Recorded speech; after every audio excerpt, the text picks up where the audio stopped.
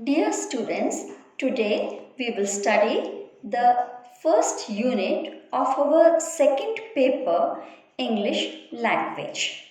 The topic that we are discussing here today is morpheme.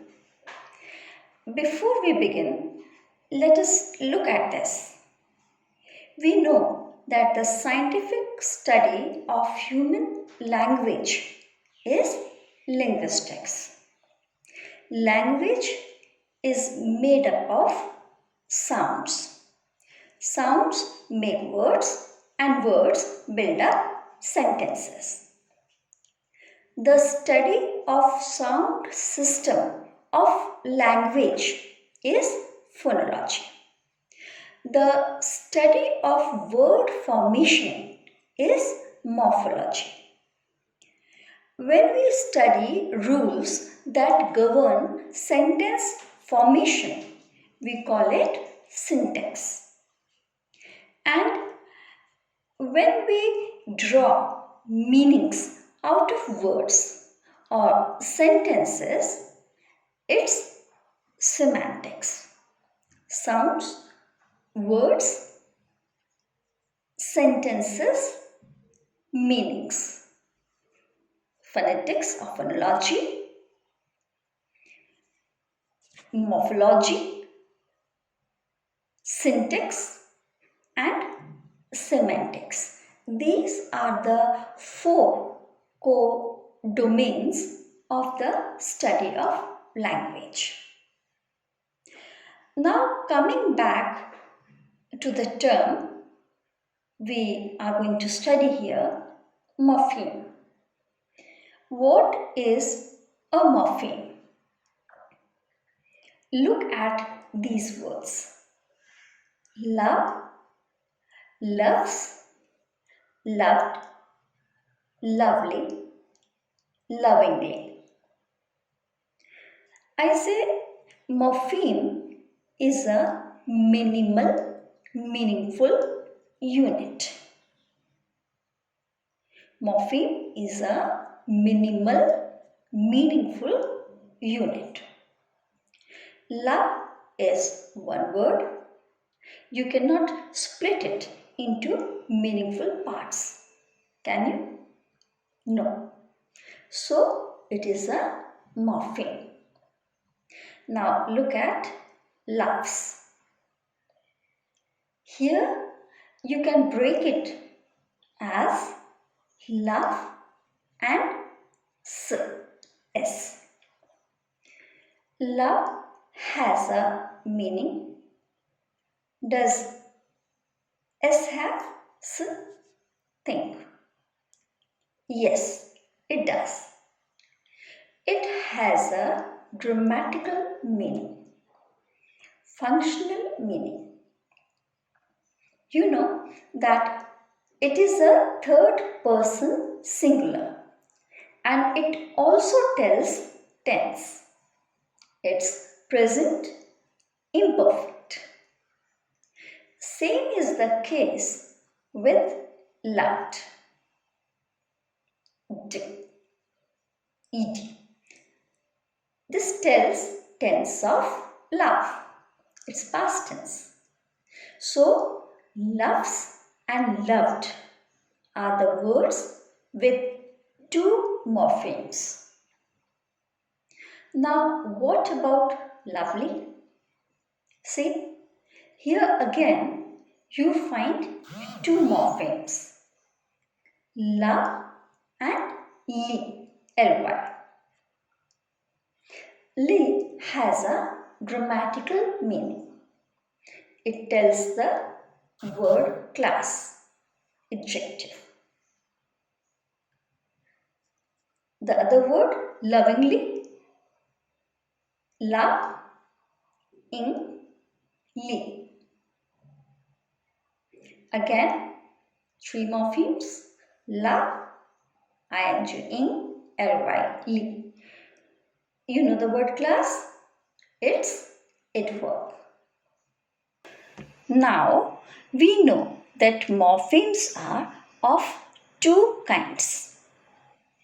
Free morpheme as love and bound morpheme as s, d, ing and li, sedingly. Both prefixes and suffixes are bound morphemes. So it can be stated that a morpheme is listen very carefully, a morpheme is the smallest meaningful linguistic unit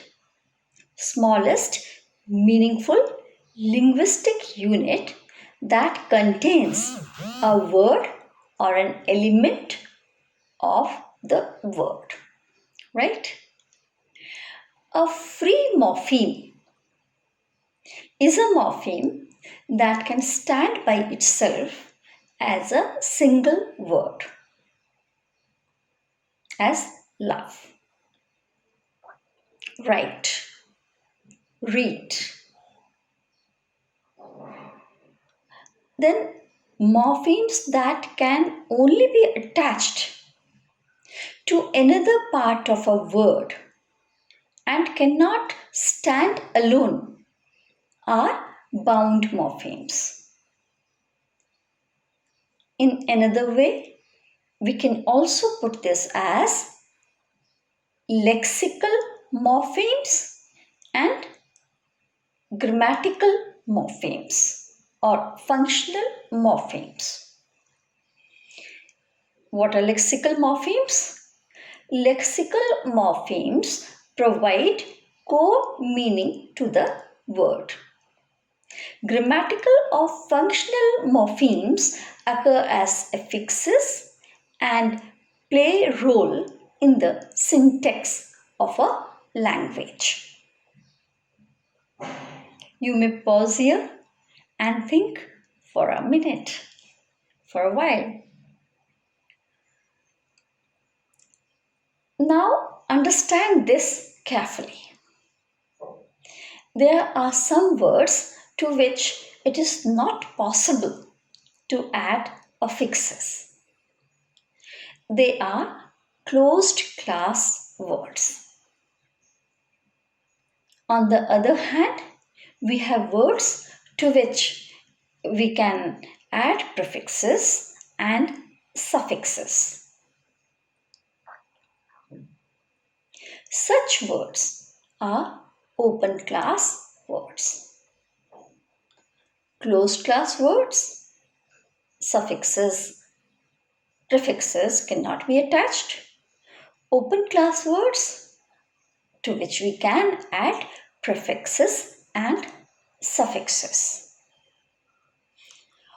All determiners, prepositions and conjunctions are examples of closed class words, as we cannot add affixes to determiners, prepositions and conjunctions. Can you? No. However, affixes can be added to the nouns, verbs, adjectives and adverbs. These are open class words. So now you know closed class words and open class words. All free morphemes are either open class free morphemes or closed class free morphemes. Nouns, verbs, adjectives and adverbs, they are open class free morphemes, whereas determiners, prepositions and conjunctions, they are closed class free morphemes. Now coming to bound morphemes. Bound morpheme can be derivational or inflectional. We have discussed what bound morpheme is. Remember? Love, loves, loved. these prefixes, suffixes attached to the morphemes make it bound morpheme. Now I say they are of two kinds, two categories: derivational morpheme and inflectional morpheme. Derivational morphemes create new words out of base words. Look at this word, nation. We add suffix al to it, and then it becomes a new word, national. So, nation is a free open class morpheme that add al, which is derivational bound morpheme, to create a new word, national. Similarly, you think of so many words. Now, here you can also add prefix inter, and then it becomes international. This word, international, has three morphemes. Inter, which is derivational bound morpheme. Nation, which is a free morpheme. It's open class, so we have inter as a prefix, al as a suffix attached to it. So nation is a free open class morpheme. Nation is also a base or root morpheme, as other words or other morphemes are made out of it. Other words are made out of it using other morphemes. And al, which again is a derivational bound morpheme. Clear? Okay. The other bound morpheme is inflectional morpheme. What are inflectional morphemes? They are the morphemes that add grammatical information to a word. They do not change the core meaning of the word. Core meaning remains the same. So, inflectional morphemes are all suffixes. For example, to the nouns, you can attach apostrophe s, that is a possessive case. Then you can add s or es to make it plural. You can attach to verbs d or ed for past tense, ing, present participle, en for past participle, s for third person singular, to adjectives er to make it comparative, est to make it superlative. So these are all inflectional bound morphemes. This is interesting to know that besides these morphemes, free morpheme, bound morpheme, open class and closed class, free morphemes, and in case of bound it is inflectional or derivational morpheme, we also have empty morphemes. What are empty morphemes? Empty morphemes are those morphemes that have structure or form but no semantic content. That is, no meaning. Take, for example, the word textual. You see, textual is a word made up of how many morphemes? 3 morphemes. What are they? Text, you and I. Here text is a free morpheme. It is an open class word. Then there is you, which is an empty morpheme as it has no meaning. Then the third morpheme is ULL, which is a derivational bound morpheme, as it creates word from the root word text. Text, textual, UAL. U, empty morpheme, UL is bound morpheme. Derivational bound morpheme. Then we have zero or null morpheme. This is another kind of morpheme. They are the ones that are not physically present. Listen very carefully. They are not physically present in the word, but fulfill the grammatical requirements. As sheep is a singular and sheep is also plural. Now the plural sheep has a zero morpheme. It's not visible. It is represented as sheep plus theta. There's another example as the word put. Put is used in present tense as well as in past tense. They are the same.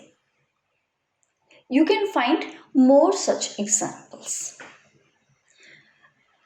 So, in this class, we looked at structure of words. I hope it was easy for you to understand this. Meet you again. Thank you. See you.